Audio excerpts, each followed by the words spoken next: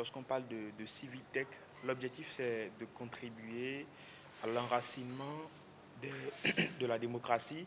de contribuer au renforcement de la protection des droits humains. Et lorsque nous avons décidé de mettre en œuvre ce projet, nous sommes partis d'abord d'un constat, qui est basé notamment sur la situation politique dans notre pays. Vous êtes homme des médias et ce n'est plus un secret pour vous que depuis quelques années,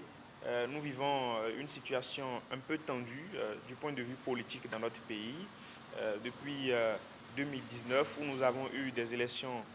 législatives qui sont enclins à quelques conflits et qui ont fait objet de quelques restrictions du point de vue de la jouissance des droits civils et politiques. On a constaté qu'il y a eu notamment des citoyens qui ont bien voulu participer au processus électoraux, mais qui, pour des raisons de conditions d'éligibilité, pour des raisons des pièces qui ne remplissaient pas les conditions idoines, n'ont pas pu participer aux élections.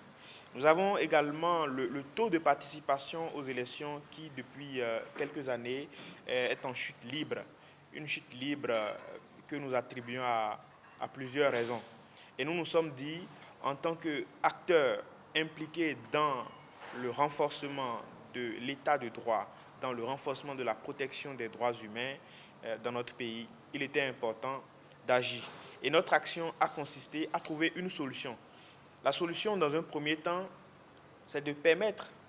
à tous les citoyens qui désirent participer à une élection de tester à blanc leur candidature. C'est-à-dire sur la base des exigences légales, des exigences du code électoral et de toute la législation, de tout le droit positif en matière d'élection au Bénin, de sorte que lorsque vos pièces ont des irrégularités ou lorsque vous n'avez pas certaines pièces, des observations vous sont effectuées automatiquement par la plateforme sur votre téléphone ou via votre adresse mail. Et spécifiquement, pour le jour de l'élection, nous avons prévu également un mécanisme de collecte alternative des résultats issus directement des urnes. À partir de ce moment, derrière, il y a un travail de centralisation et de triangulation qui se fait et qui permettra au final d'avoir des chiffres